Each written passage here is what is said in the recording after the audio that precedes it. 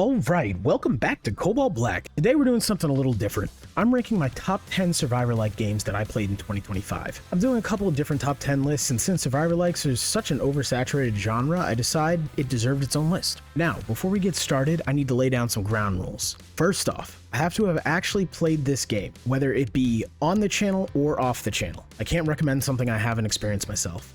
Second, the game has to have sold under 1 million copies. We're talking hidden gems on this channel, not mainstream hits everyone already knows about. So no, Megabonk will not be featured on this list. And here's the big disclaimer. This is my list. If your favorite game is missing and you think it should be on here, let me know in the comments. I didn't start doing daily Let's Plays until August of this year, so I didn't play quite as many games before then. That means some good Survivor-likes that came out earlier in 2025 might have slipped through the cracks. However, that doesn't mean games from before August are excluded. I did play some earlier releases, they're just less common on my channel. And lastly, this list isn't too concrete in its order before the top 3, and that's because I view Survivor-likes akin to tools.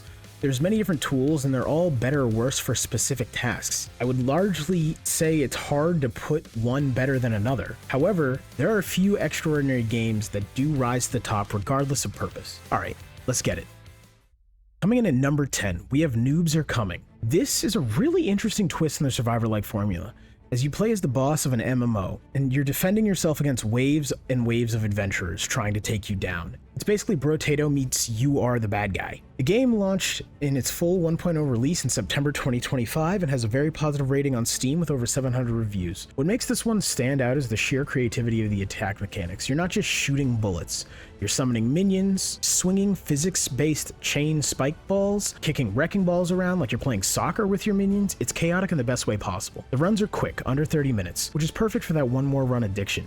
And yeah, there's local co-op if you want to drag a friend into the madness with you. The theory crafting potential here is nuts. You can push your stats to absurd levels and just watch the screen explode.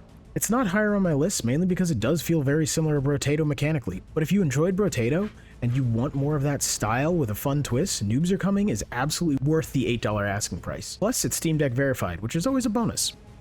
At number 9, we've got I Am Legion Stand Survivors. This one hit 1.0 in March 2025, and yeah, the JoJo inspiration is not subtle here. You summon up to 8 stands, basically powerful spirit creatures, and they fight alongside you automatically. What I really dig about this one is the depth of the build system. You've got over 100 different stands to collect, and each one has unique skills and fighting styles. Some are melee bruisers, others are mages shooting spells all over the place. The key is finding synergies between your character and your stand. There's also a whole resource management and gear forging system. You mine resources during runs, then use them to craft equipment with random attributes. There's also talents and artifacts outside of runs that you can gain. It adds a light RPG element that keeps the progression going even when you're not in the middle of a run. This game has very positive reviews, 83% positive out of 1,665 reviews, which is solid. The pixel art style is clean, and if you're into anime aesthetics, you'll probably vibe with this one. My main gripe is that it can feel a bit grindy at times, and the meta progression isn't quite as satisfying as some of the other games on this list. But if you want a Survivor-like with RPG elements and don't mind the grind, I Am Legion is worth checking out.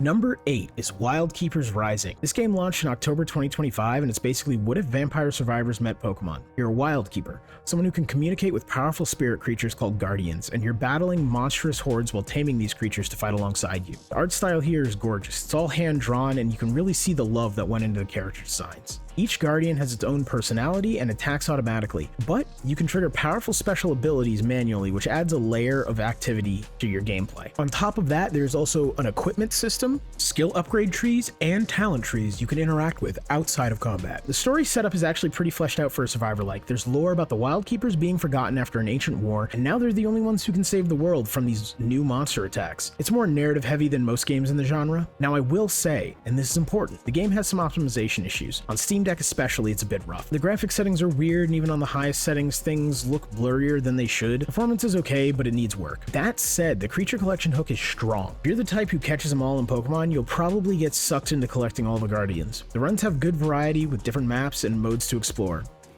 Alright, number 7, Machik 2. This game is absolutely bonkers. It came out in September 2025. Machik 2 is a Brazilian-developed survivor-like that embraces chaos. It's got a full story mode about an apocalyptic war between chickens and frogs. Yes, you heard that right. Complete with hand-drawn cutscenes and tons of references and Easter eggs. There are hundreds of thousands of possible wand and power combinations that you can build. Themed loadouts that generate completely unexpected results.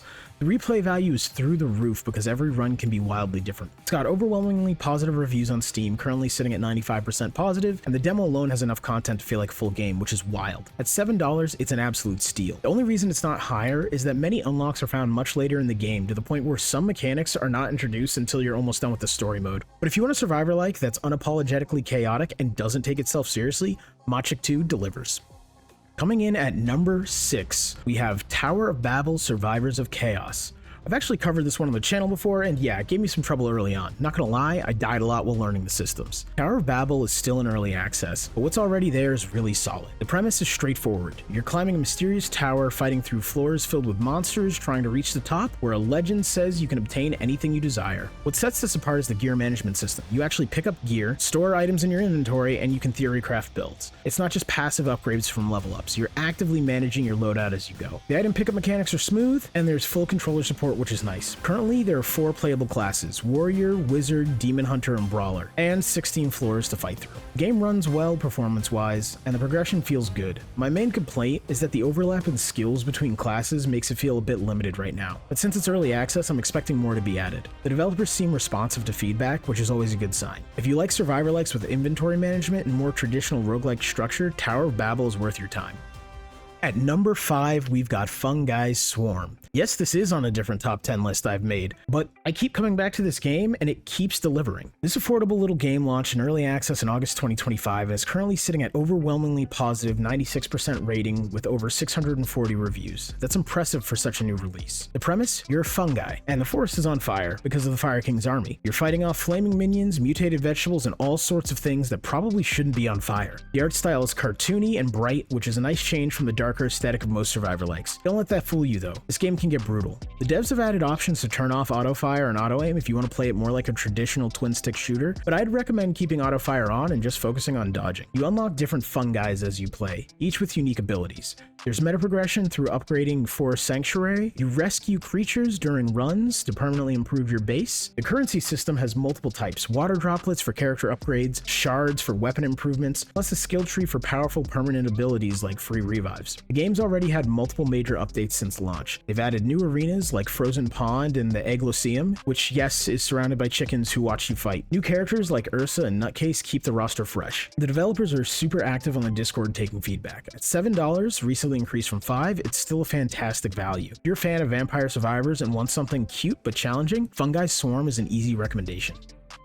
Number 4 is Jotun Slayer Hordes of Hell. This one's been on a journey. It started in early access and hit full 1.0 release in September 2025. It's now also on PS5 and Xbox Series X, which shows the developers are serious about supporting it long term. Jotun Slayer is set in Norse mythology, and unlike most survivor-likes with pixel art or simple graphics, it has legitimately good 3D visuals. We're talking Diablo quality aesthetics here. You're fighting through waves of mythical enemies, earning blessings from Norse gods, facing off against bosses, all while the screen fills up with particle effects and chaos. The class system is excellent. You've got Vikings, Rangers, Dwarves, Banished Valkyries, and more. Each class has unique skills and even subclasses that unlock mid-run, completely changing your playstyle. The Revenant is my favorite. Range attacks, explosive skulls, guided arrows, spectral wolves, super satisfying to play. The game is very positive on Steam with 85% positive out of over 2,300 reviews. That's solid, though some players note that it doesn't quite have the same satisfying numbers go up feeling as many games like Soulstone Survivors or Halls of Torment. The builds can feel less overpowered compared to other survivor-likes, but what it lacks in pure power fantasy, it makes up with the presentation. The Norse mythology setting is well executed and the graphics are top tier for the genre, and there's genuine content depth. They've added multiple realms like Svartalfheim with new enemies and gods. The roadmap promises Helheim, more classes, and endless mode. If you want a survivor-like that looks and feels premium, Jotun Slayer delivers.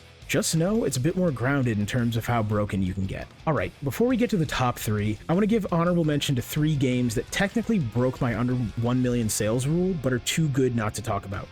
Number 1 is Soulstone Survivors. This game left early access in June 2025 and has sold over 1 million copies, so it doesn't qualify for the main list, but man, if it did, it would probably be in my top 3. Soulstone Survivors is what a lot of people consider the gold standard for survivor-likes now. It's got an overwhelmingly positive rating at 97% positive in the last 30 days with over 11,000 total reviews. The game has 350 plus skills, over 100 craftable weapons, and 22 playable characters, and the build variety is just insane. You can discover game-breaking synergies that make you feel like an actual god. What sets it apart is its depth. There's a massive persistent skill tree, weapon crafting, rune system, multiple game modes including Titan Hunt. The 1.0 release even added significant lore and story content, which is rare for the genre. If you haven't played it yet and you're a fan of survivor likes, this is basically required playing at this point. I will say, if you don't like chaotic survivor likes, you may want to steer clear from this entry.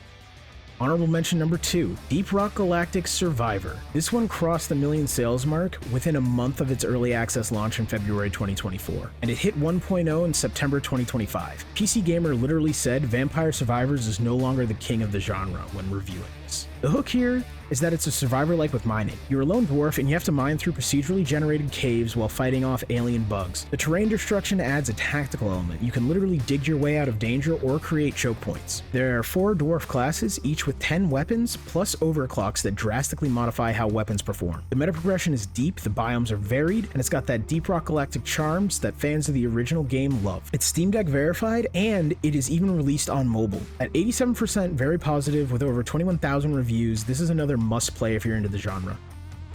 And honorable mention number 3, Nimrod's Guncraft Survivor. This one's still in early access as of October 2024, and while I don't have exact sales numbers, it's building a solid following. What makes Nimrod's unique is its weapon crafting system, and I mean actual crafting, not just picking upgrades. You collect weapon parts from airdrops and assemble completely custom guns. But here's the twist. The guns you craft in previous runs don't just disappear. You can deploy them on drones to assist you in future runs. Your past builds become your backup. It's a really clever take on meta progression. The game's got very positive reviews at 84% positive, and it's Steam Deck verified. Fair warning though, some players report performance issues when the screen gets too chaotic, which will happen often. But the core loop of crafting absurd weapon combinations and exploring alien biomes is super satisfying. The map itself is persistent, so that is another thing that sets it apart in this genre. If you're into theory crafting and want a survivor-like where weapon customization is the main feature, Nimrod's is worth checking out.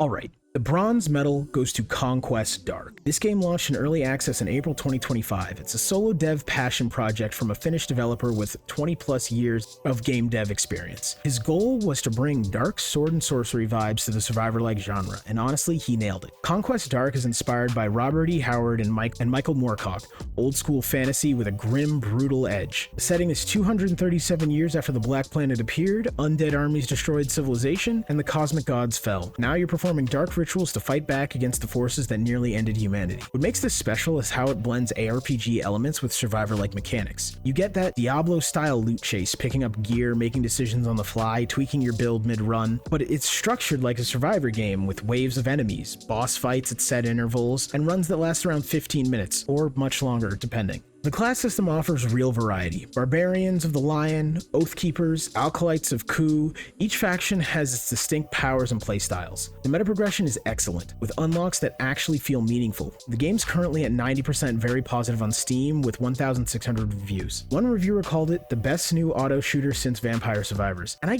don't think that's hyperbole. The combat is visceral, the builds can get absolutely wild, and the presentation is fantastic. The isometric 3D graphics look great, and the dark fantasy atmosphere is thick. My only real complaint is that it's still early access, so there's content yet to come.